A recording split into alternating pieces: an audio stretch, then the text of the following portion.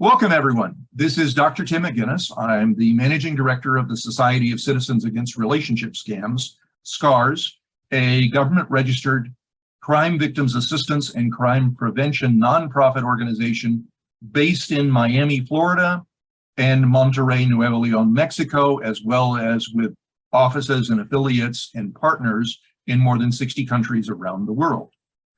This special conversation is going to allow us to talk with individual scam victims.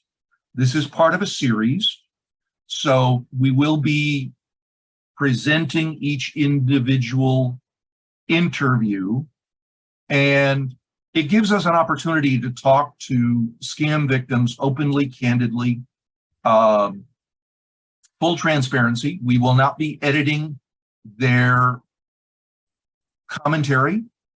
We will be presenting it whole, unedited, and complete. What we're talking about today are three topics. The first is to try and get a better feel for the victims around the world, different countries and cultures, about their scam experience itself. We'll talk for a few minutes about that. Then we'll move on to their experience after the scam ended. What was that like for them individually, personally, and also in the context of the country or culture within which they live? And then lastly, to explore a little bit about the challenges of helping, supporting scam victims in different countries and cultures, the barriers that are in the way, the challenges, the opportunities, and to the extent that victims can find support services within those countries. All right, thank you for joining us today, Ms. Canada. So grateful that you've agreed to share your story with us and to allow us to record this today. Can we begin by asking you about your own personal scam experience? How it began, how long it lasted, what were the milestones, the significant events that happened during the scam? Absolutely. Thank you, Dr. Tim, for inviting me to be a part of this forum. It's a I'm privileged and grateful to be able to do it. So thank you. I was the victim of a very sophisticated international romance fraud. It lasted from May of 2021 to November of 2021. So it was 6 months in duration. I was an 18-month widow at that point after a 45-year marriage.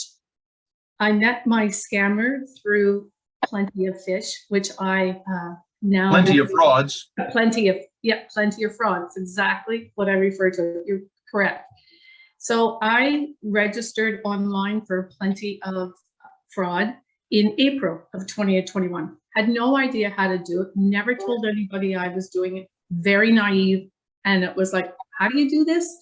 So I registered in April. In May, I met my scammer. And he was living, I'm in Canada, and he was living, so he said, about 3 hours away from me. He was had been born in Norway, had now been in Canada for a number of years. He was a widow and a 4-year widow, and he was an engineer. He was extremely kind and nice and loving and thoughtful to me. We quickly moved off the site to texting, phone calls, and emails. Within a week of phone calls with him, he very much wanted to talk to me because he told me he had to leave to go to finish a contract position on an oil rig in the Gulf of Mexico on the Caesar Tongo, I think he called it, and that he would be leaving within a week, but he would be back within about 5 weeks after he finished the contract. And in fact, I could pick him up from the airport and life would be wonderful. So he went, you know, so they say that he went. Within a few weeks, he asked me for money. And I remember saying, you want me to give you money? I was shocked. He was very gentle about it, very like shameful about asking for some money. But he said yes. He said there had been a problem on the oil rig, and if I could just help him out a little bit, that would help, because he couldn't access any of his own money on an oil rig, and he had already invested about $2 million.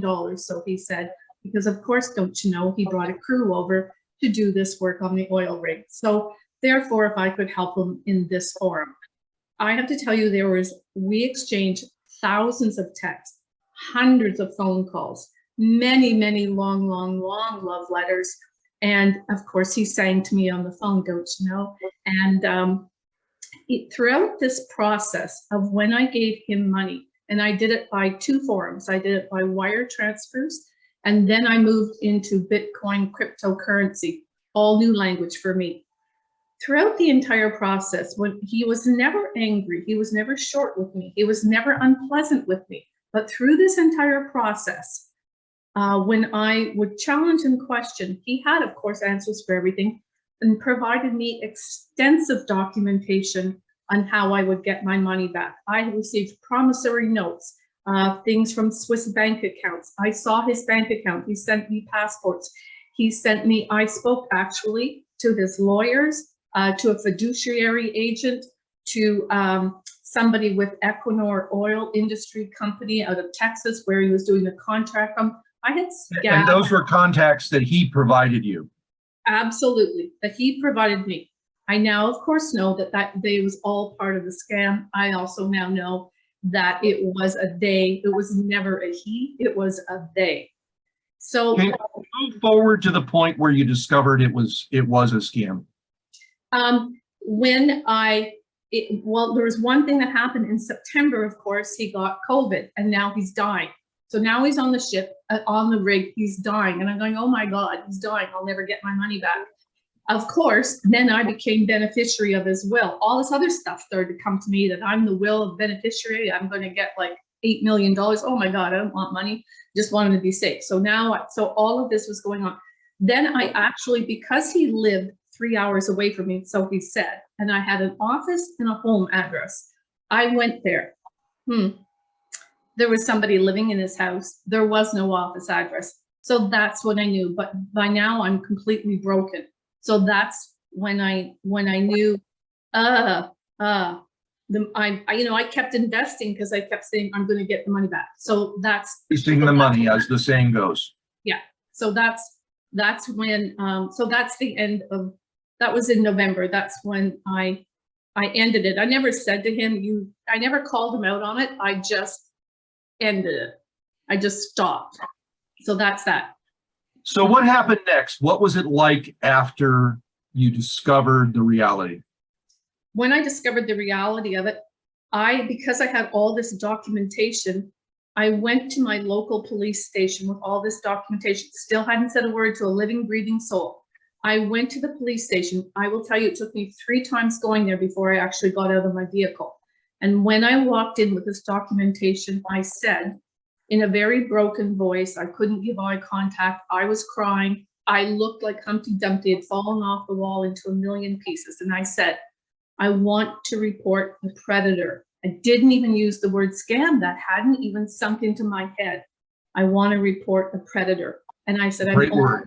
And I said, I only want to tell my story once, and I want the chief of police. I don't want any low person. I want high person. I will tell my story once only. In a very weak voice. So I just want to say that I do know that what happened to me was non-consensual, and I was completely under their control. I was not voluntarily in love. I was coerced, and I was manipulated, and I was groomed expertly by a group of criminals for the sole purpose of executing a crime on me. I was psychologically violated. I suffered grief, hormonal and neurotransmittal withdrawal.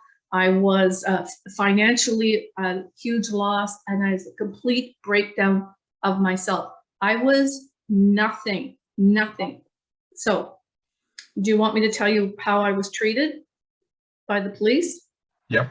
Okay, I walked in and the police took one look at me and they were not judgmental. They did not criticize me. They did not shame me.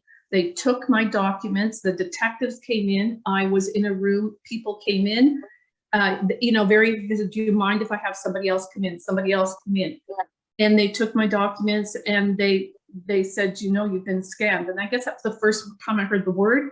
And then they started to process what I needed. But because they looked at me and they knew that I was on the cliff, they, within a half an hour, they brought in an emergency crises worker to see me because they needed to put a safety plan in place for me. I needed a safety plan. I was not leaving that police station. They would not release me. I was too fragile.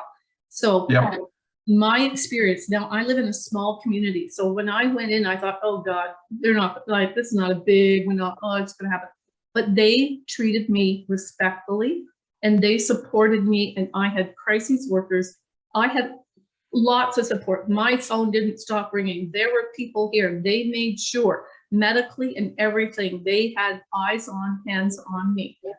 So within that process, I got a, within 2 weeks of a crises worker, I got a trauma therapist. So the trauma therapist is the first one that told me about this thing called scars. She says, I've researched, there's this thing called scars. So I applied, I was accepted into scars. And between the trauma therapist, which of course then addressed my lifelong traumas, which I'd never talked about in my life, and the scars, and the police, which were respectful, and the financial institutions, which also, I didn't even want to walk into a bank. I couldn't hold my head up. I couldn't stand straight. They respected me. They treated me well. I will say I was so shocked because it ended in May. It ended in November. In May, I actually got $22,000 back of one wire transfer. I was floored that any money came back. So, I have nothing negative to say about my experience with the professionals that worked with me. They were really good to me, but I also, through scars, because scars sent me stuff that I would forward on to the police. Like there was one about, you know, how to tell the police and what the police should do. I forget the title of the video, but I sent it to the police. As I sent it to the crises workers, anything that I could send that was, you know, I wasn't bringing it, no breach of confidentiality, but to educate. It's all public. It was all public. I sent, they were so grateful. So I hope that you know, that played it forward, that they could use it. They were grateful. Yeah. You see, right there, you were fortunate in that you had the experience that you had. And to be honest, I attribute the response that you got from the police and the victims advocates largely based upon the fact that you were very demanding, but at the same time, you didn't go in with false expectations. In other words, you knew what you needed and you asked them to provide it, and they did. But at the same time, you didn't go in with unrealistic expectations about them chasing scammers around the world and going to Africa and the rest. You were focused on the very personal impact that this psychological violation had on you. The other thing that is to be completely praised is that you're playing the role of being your own advocate, not only for yourself and your benefit, but also to benefit others in your community by sharing information. Because the sad truth is most victims don't. 99% of victims do not care to share the information with their local authorities, to talk to their police chief, social services, therapists, victims advocates, etc. And you did, and that's amazing. Well, because I was not being shamed by these people and I was not being made fun of. So I was nothing. So I was a nothing person, and they helped me, and one baby step at a time. And I spent hours and hours and hours on scars. And I had to read it, reread it, write it, listen over and over because my brain had been. You're talking about crippled. romancescamsnow.com, right? Yes, I was crippled. My brain was crippled. I couldn't hold a thought. I couldn't retain anything. So I had to listen to it over and over and over again till it sunk in. So it wasn't just Teflon. So it started to get in. I can tell you that there's a reason I'm here and not in an obituary. And that is because of scars and my trauma therapist and the work and my doctor and my family and the people that I selected, very selective on who I was going to tell. And you put all those pieces together, and I always have had a thirst for knowledge. So that's not unusual for me, but I had to do this hour after hour after hour after hour. I had to come out of the deep, dark hole I had gone down into and come out and be okay. I am okay today. Like, I remember the first time on a Zoom call when somebody said, "You're smiling." Like, you're smiling. And I am happy today. And I do live fully present. And I am grateful. And how long has it been since your scam ended? Oh, that 9 months. 9 months. Great progress in 9 months. Mm-hmm. Thank you. So I want to thank you for joining us today. We've reached the end of this particular segment, and I appreciate tremendously everything that you've shared about your experience, both during the scam and especially after the scam, and praise you for the advocacy work that you've been doing. Job well done. Thank you so much. And thank you for letting us record this and to be able to present it to others who hopefully can learn from your experience and be inspired as we've been inspired by the progress that you've made. Thank you so kindly. You're very welcome. Thank you.